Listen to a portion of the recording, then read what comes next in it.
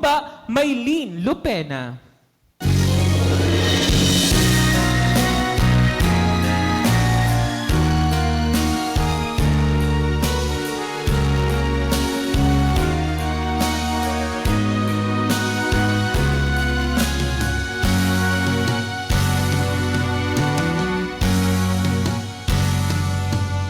Kung minsan ang pangarap habang buhay itong hinahanap, bakit nga ba nakapagtataka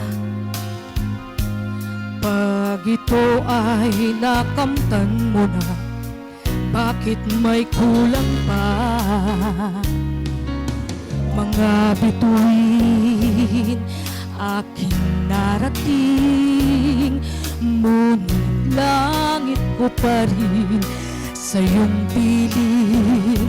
Kapag tayong dalawa'y naging isa, kahit na ilang laksang bituin, di kayang pantayan aking ningning.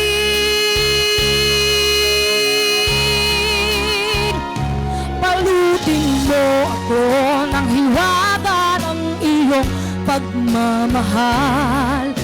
Hayaang matakpan ang kinang na di magtatagal.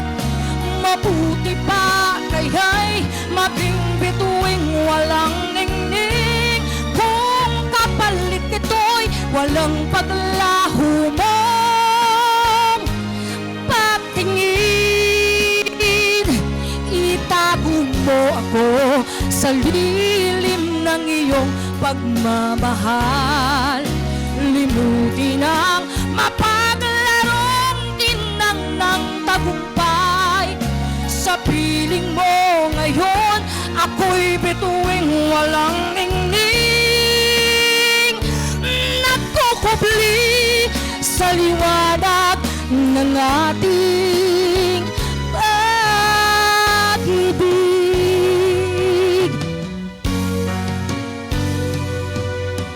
Mga bituin aking narating, ngunit langit ko pa rin sa iyong piling. Kapag tayong dalawa'y naging isa, kahit na ilang laksang bituin, di kayang pantayan aking ningning.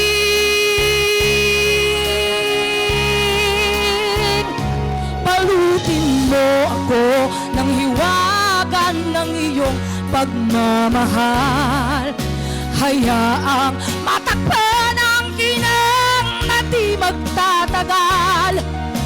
Mabuti pa kaya'y maging bituing walang ningning, kung kapalit nito'y walang paglaho mong pagtingin. Itago mo ako sa lilim ng iyong pagmamahal. Limutin ang mapaglarong tinang ng tagumpay. Sa piling mo ngayon, ako'y bituing walang ningning, nagkukubli sa liwanag at kislap ng ating pag-ibig.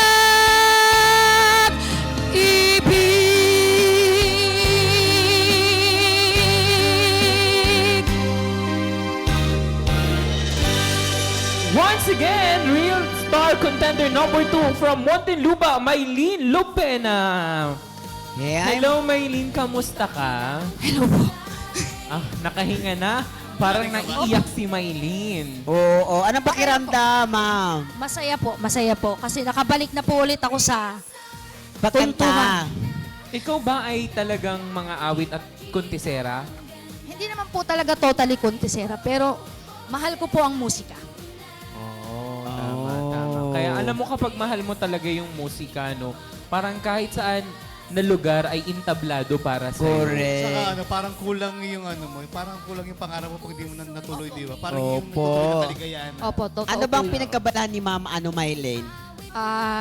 Tumutok na lang po talaga ako sa pag-aalaga kasi nga, syempre, yung mga bata po, lumalaki na sila.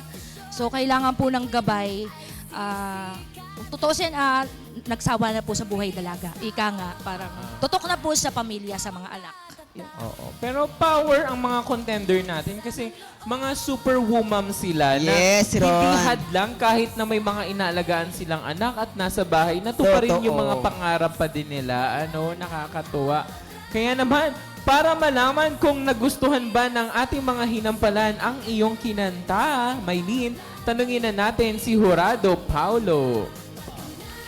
Hello po, Miss Mylene. Hello po. Ayan.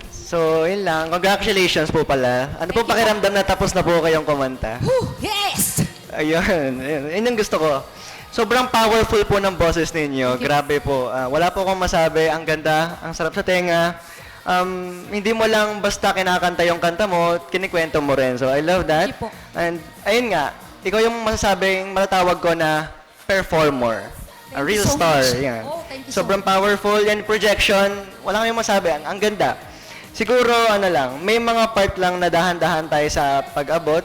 Kasi minsan, off-key. Pero, given naman yon. So, yun lang. Dahan-dahan lang, Miss Tan. Konti lang, konti. Thank you so much po. Salamat Ayan, maraming salamat po, Jurado Paulo. Sa ating pagbabalik, malalaman po natin ang resulta kung sino ang makakabalik sa Friday sa ating weekly Final. Final. The Real Star ng Fall in Love with Ron Season 2. Sanang loob, ipakita ang husay. Dito sa contest, wala putang na tayo.